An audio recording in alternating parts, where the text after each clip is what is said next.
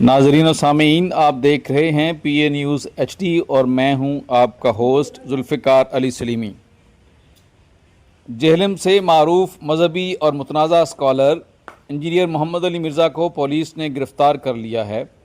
Police ذرائع کے مطابق انہیں 3 MPO کے تحت حراست میں لیا گیا ہے۔ تفصیلات کے مطابق جہلم کے تھانہ سٹی پولیس نے کارروائی کرتے ہوئے محمد علی مرزا کو ان کی اکیڈمی سے گرفتار کیا اور بعد ازاں انہیں جیل منتقل کر دیا گیا۔ ان کی اکیڈمی کو بھی تالے لگا دیے گئے۔ پولیس حکام کا کہنا ہے کہ یہ کارروائی ضلعی انتظامیہ کی ہدایت پر عمل میں لائی گئی ہے۔ ذرائع کے مطابق انجینئر محمد علی مرزا کے خلاف کچھ مذہبی جماعتوں کی جانب سے درخواستیں دائر کی گئی تھیں۔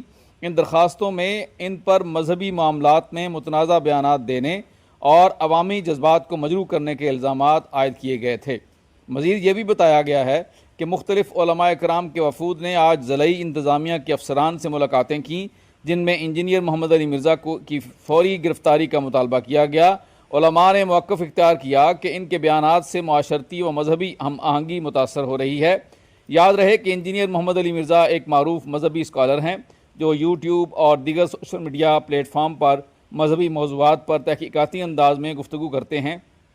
ان کے بیانات ماضی میں بھی مختلف حلقوں کی جانب سے تنقید اور احتجاج کا باعث بنتے رہے ہیں۔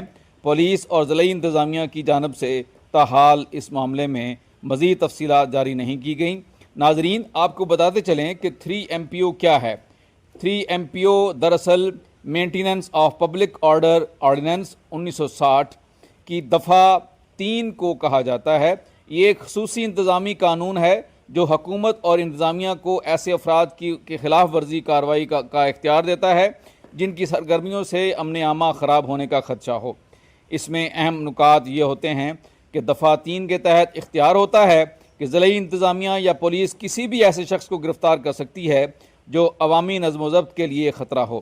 یہ گرفتاری عدالت کے باقاعدہ ٹرائل کے بغیر عمل میں لائی جا سکتی ہے۔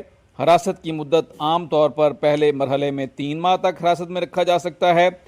بعض اوقات حکومت مدت میں توسیع بھی کر دیتی ہے۔ کچھ کیسز میں 6 ماہ تک کی مدت۔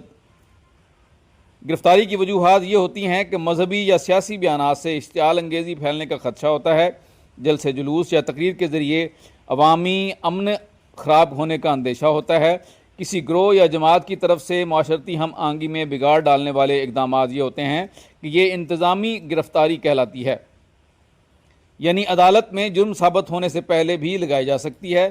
مقصد صرف امن و امان کو برقرار رکھنا ہوتا ہے۔ آپ سادہ لفظوں میں یوں سمجھ لیں کہ اگر کسی شخص کی تقریر، بیان یا سرگرمی سے یہ خطرہ ہو کہ علاقے میں فساد، ہنگامہ یا بدامنی پیدا ہو سکتی ہے تو انتظامیہ اسے 3 MPO کے تحت گرفتار کر کے جیل بھیج سکتی ہے، چاہے اس نے ابھی جرم نہ کیا ہو لیکن خدشہ موجود ہو۔